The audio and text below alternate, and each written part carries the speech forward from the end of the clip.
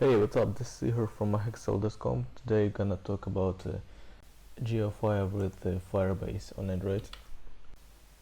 Why I picked this topic, not the basics of Firebase, is because basics are pretty simple. You just set up listeners for lists of for nodes and just listen for values.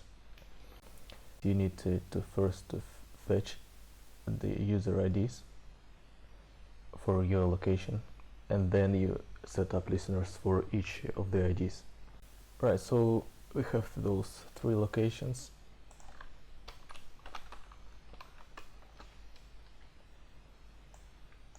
Here, I'm currently in the Fort Lauderdale.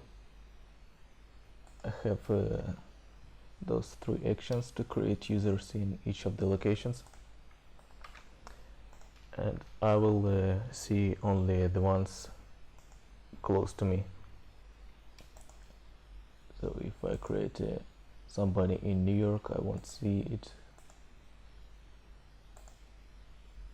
but the one in Fort Lauderdale will be displayed. That's what I have on my database. That's a node users, ID for each user, and that's the Geofire created node with locations. What we need to look at is just in this one class, main activity. So first thing we do is set up a Geofire listener. Let's see. That's the Geofire reference for this node. And that's the first thing we do. We set query location at current location Fort Lauderdale, 50 kilometer radius. Add listener for this query. It has those different methods. On key entered is called each time a new value is entered to the location nearby you. Exited, moved are pretty obvious. And how it works is when you first set up a listener, it's gonna fetch all the initial keys near you. For each one, on key entered is gonna be called. After all of this fetched, on geo query ready is called, and when there is a new key entered after that, on key entered is just called without geo query ready. And for each user ID, each of those, we set value event listener. The good thing is that you can recycle the value event listener. You can use the same object for all the keys. And that's the user value event listener.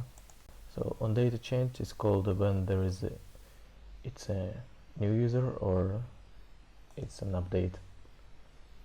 That's why you need to check if you have fetched this user already, then you just update it here. Otherwise it's a new user and you add it to the recycler view adapter. That's the update was called. What you're doing here is just replace the item in the adapter, at least notify on item changed. So that's pretty. You just set up Geofire listener and listener for each of the user ID, right? And don't forget to remove listeners, because those listeners are gonna live during the whole app, during the whole application. And if you rotate your device or start a new activity, they're not gonna be destroyed. They will keep up listening, and what you're gonna end up is having 5 listeners receiving the calls. That's why you keep the reference to GeoQuery and on destroy I call remove listeners. jQuery remove all, and I store all the user event listeners. And you need to pass the exact path of the reference database with the ID of the user.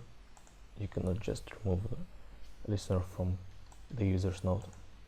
One more optimization, that is, we don't wanna, when we fetch in the first initial list of our users, we don't wanna notify each time when we fetch, because on key, let's say if we have initial list of 20 users, we don't wanna go notify recycler view 20 times during fetching. That's why we wait for end of the fetching, then we get the size of the initial list, and then set up user listeners. This size, initial size, is really important, because when you set up user listeners, you will receive on data changed this call each time, and you need to know the exact time when to notify recycler view.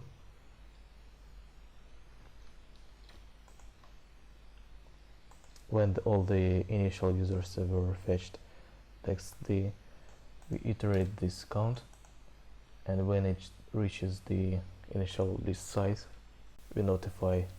That's it for Geofire with Firebase. You can get the repository under the video, but you won't be able to run it because I'm not including the Google Services JSON file.